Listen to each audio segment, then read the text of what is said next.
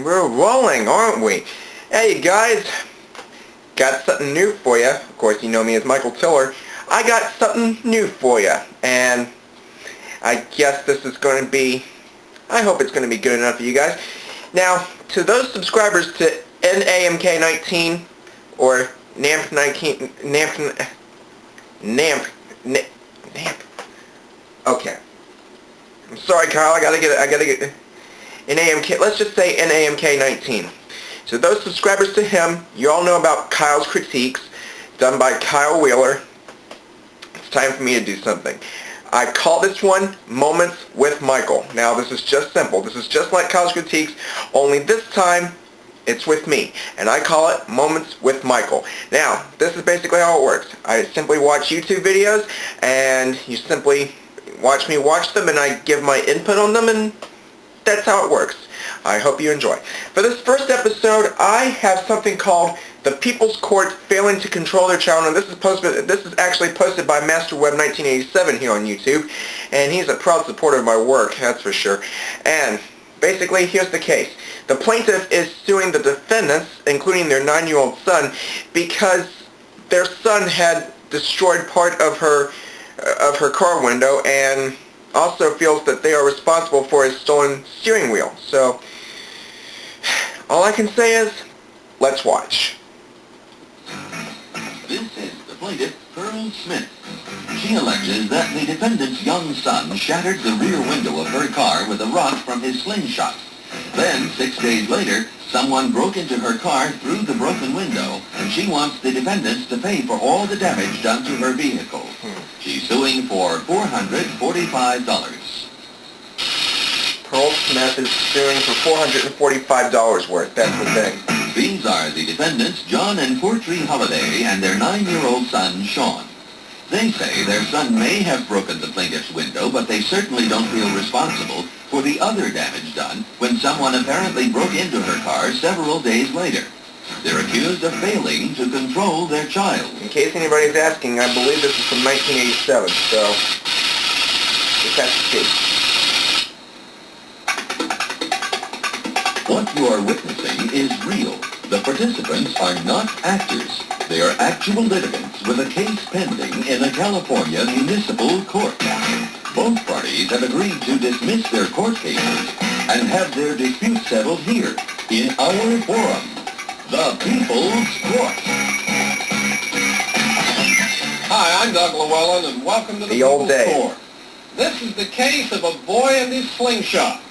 Now, the plaintiff contends that no one could have gotten into her car if the defendants had given her the money to fix the broken window as promised. The defendants state that it was the plaintiff's own delay that caused the vandalism, therefore, they're not responsible. So let's watch now as the litigants tell their sides of this story to Judge Wapner. I know you've been sworn, and I have read your complaint, ma'am. You claim the defendants owe you for damage to your car that was caused by their son? Yes, I do, Your Honor. All right. When did this happen? This happened on April the 10th, 1987. Where? I was on Hyde Park in Inglewood, California. I was driving east on Hyde Park, and when I drove by, the kids was out there playing, and I turned around and saw my window had been broken. Well, I felt it. And I looked back, and then I backed up. And the kids told me that the boy had broke my window and he had ran. And so Which window was it, ma'am? It Sounds like a hit and run. Left rear window. Left rear? Yeah, on a 1977 Coupe de Ville. And the window shattered. And Do you have a picture of the window? no, I don't, Your Honor. When you say it was shattered, was it glass broken or just... It was a little hole. Yeah, it was a little hole in it. How big was the hole? It was about like that. And it's continued to break. What part of the window? The whole window. What part of the window had the hole? Right in the center. Did you have it replaced? I had it replaced about 5 days later on the 16th after somebody broke into my car and broke the steering column in my garage. How much was it for the window itself to be replaced? The window was $95. It was $65 for the part and $30 for labor. What is your name, young man? Sean? Sean? Sean? Were you out there playing when this lady drove by? Yes. What were you doing? Shooting my slingshot. With what? What was inside the slingshot? A rock. Did you point it at the car? Shoot at the car? No. What were you shooting at? Across the street. What was your target? Nothing. Just shooting. Did you see Nothing cars in going particular. by? Yeah. Did you think that maybe if you shot your slingshot with a rock in it, you might hit a car? No. Even though there were cars going by? Was there heavy traffic, Sean? No. Was there... How many cars were going by, would you say, while you were playing? One. One? Is that the one you hit? Yeah. Did either of you talk to Sean about this? I talked to him. The only problem I have with this now, Sean was out there. There were several other children there playing at the same time. Now, he's been warned about his slingshot. It's made out of a rubber band. Now, my thing was, initially, that he was there. He shouldn't have been out there shooting a slingshot in the first place. You don't know whether... I don't know if he hit it or not. So I just went with what the lady told me. Yeah. And I had really thought, well, I have no way of saying that he didn't break the window, so I'll pay for it. Well, what did he say? Did he tell you? He said he didn't know he was shooting it, and there were several kids out there, so we don't really know if he did or not. Yeah. Did you run away, Sean? Yeah. Why did you run away? You tell me. I'm not going to hurt you. Just want you to tell me the truth. Why did you run away? I don't know. Anything you want to say, man? Well, maybe he was just following suit because the other kids ran away. He ran away too, but he confesses that he thinks he's the one that broke it. He did. Following suit and Okay. running away with the Okay. You know when it cost you $95 to be repaired, you're suing for $445. Yes, Can you tell me why? because on the 16th, the night of the 16th, someone finished breaking the window in my car. And when they broke it, they towed my steering wheel out. I guess they tried to steal the car. All right, but that's the point, is you're saying that because the window was broken, Yes, that allowed someone else to get in? they Through that one little hole? What did they do? Smash No, the window? they broke the window completely out. Yeah, but man, point is that the cause of that breaking in must be something that this little boy did. Yeah, And that isn't what caused him to break in necessarily. His breaking that window is not what caused this other thing to happen. uh-huh.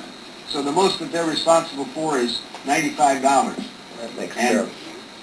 since the boy has been told before not to be shooting his slingshot like that, and see, it's apparently admitted to his mother that he did it, this amounts to willful misconduct, even though he's a 9-year-old boy. I think he knows better. And I probably learned a lot from this. Haven't you, Sean? Have you learned something from this? Yes. Not to shoot your slingshot out in the street where people are going or cars are moving. Isn't that right? Yes. If you're going to sling your slingshot, you do it someplace where nobody can get hurt. If you're going to use it at all. Your mother and father tell you where you can use it, if at all. You'll listen to them, won't you? Yes. Good. All right, my judgment is for the plaintiff for $95. It's reasonable enough to me. Judge Llewellyn gets the litigants' reactions to Judge We'll listen to the Wapner's reactions decision first, right and after then these messages. I'll give you my side. So Judge Wapner finds for the plaintiff. The defendants, Mr. and Ms. Holliday and their son Sean, are on their way out of the courtroom. I can't believe this was too much of a surprise to you, was it? No, it wasn't really a surprise. I just wanted him to tell the truth. It's more important to me that my son has the integrity. $90 doesn't mean that much as maybe his future. I'd rather for him to tell the truth. Let me ask Sean a question. Sean, how do you feel about having to come to court? Were you scared coming here today? No. Well, that's good. Did you learn a lesson from all this? Yes. All right.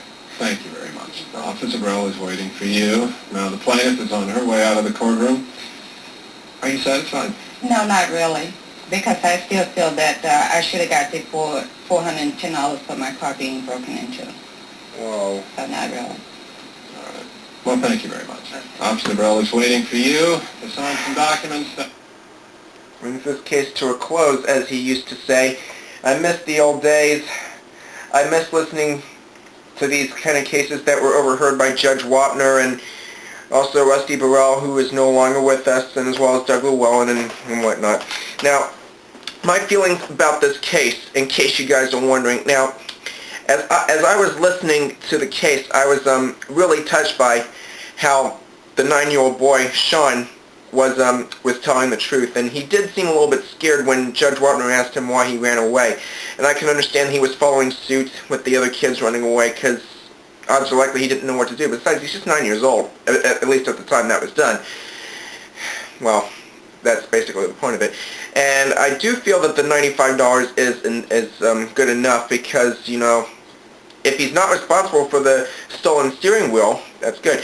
Now, another thing that got to me in this case, right as the plaintiff was talking to Doug Llewellyn, she kind of felt that the decision was just a tad bit unfair because she felt that she should have gotten the full amount. The problem there being is that if she wanted the full amount, then the 9-year-old child would have had to do the damage to the other car, and odds are likely that he didn't do that. So basically, she would have to find who was really responsible for the broken window. Sean was not the one responsible for the stolen steering column, so that's the point of it. Boy, that was just, well, the important thing is always tell the truth. That's what your parents want to teach you while you're growing up. I know some friends of mine who become parents, and that's probably the same advice I want to give to them, being parents, as well as forwarding that to their children and everything. So that's the point of it right there. I mean, always help others and always tell the truth, because the truth will always set you free, most of the time, of course. But either case, well, I can understand why the plaintiff was doing all that, but unfortunately, the boy would have to be responsible for the stolen steering column, and he apparently wasn't. So, well, in either case, that was the first episode of Moments with Michael. If you have any videos that you want me to take a look at and include in Moments with Michael, just send them to me, and I'll see what I can do.